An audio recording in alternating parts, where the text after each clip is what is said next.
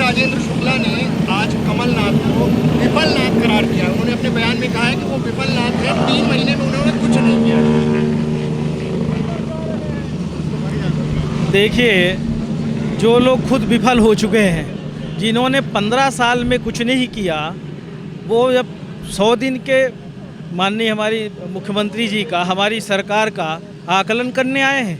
5 साल मोदी जी रहे, अच्छे दिन का नारा दिया था, 2 करोड़ प्रतिवर्ष नौजवानों को रोजगार देने की बात कही थी, 15 लाख रुपए खाते में डालने की बात कही थी, किसानों की आय दोगुनी करने की बात कही थी, जीएसटी नोटबंदी में देश की अर्थव्यवस्था सुधारने की बात कही थी। सारा चौपट करने वाले आज हमें उपदेश देते हैं।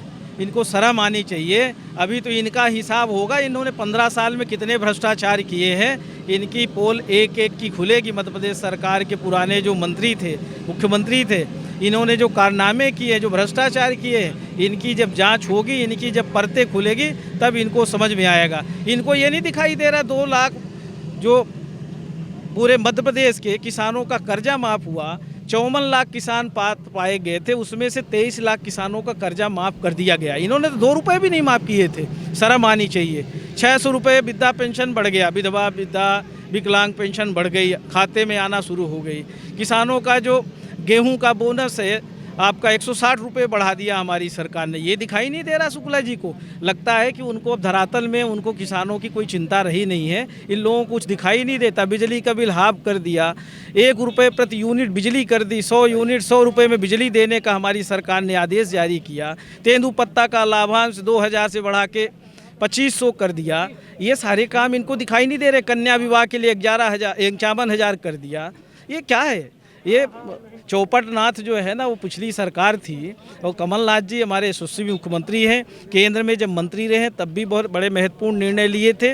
और मध्य प्रदेश सरकार में जब से मुख्यमंत्री बने हैं, हमारी सरकार बनी है, लगातार किसानों के, मजदूरों के, नौजवानों के, माता बहनों के हित में एक एक करके निर्णय लिए गए हैं, जो प्रशंसनीय है। और प्रदेश का किसान और प्रदेश की आम जनता सराह भी रही है। इनके कहने से कुछ नहीं होता। इनका अब अंतिम समय चल रहा है। मंत्री जी, उन्होंने एक चीज़ और कही है रीवा और सीधी संसदीय सीट को लेके।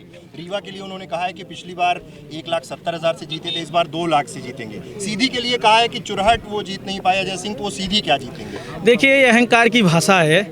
जीत और हार लगा रहता है, ये जनता तय करती है। राजेंद्र शुक्ला जी या मोदी जी नहीं तय करेंगे कि उनकी सरकार बनने वाली है, वही प्रधानमंत्री बनेंगे। ये देश की जनता है, सब जानती है। और ये लोकतंत्र का मंदिर है। ये जनता सब तय करती है कि आपका लेखा जोखा 5 साल का जनता लेती है। ये वैसे ही होगा जैसे पहले साइनिंग इंडिया हुआ था और सारा सफाया हो गया था, यूपीए की गवर्नमेंट बनी थी। इसी तरह इस बार भी कांग्रेस की सरकार बनेगी, आप देखते रहिएगा।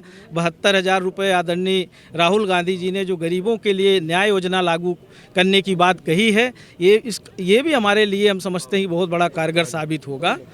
रीवा सीट में आप कितना समय दे पाएंगे? हम अपनी तरफ से पूरी कोशिश करेंगे। पार्टी जहां भी उपयोगिता समझेगी, हम पार्टी के कार्यकर्ता हैं। हमारे कहीं जाने से अगर पार्टी को फ़ायदा पहुंचेगा तो ज़रूर कार्य करेंगे।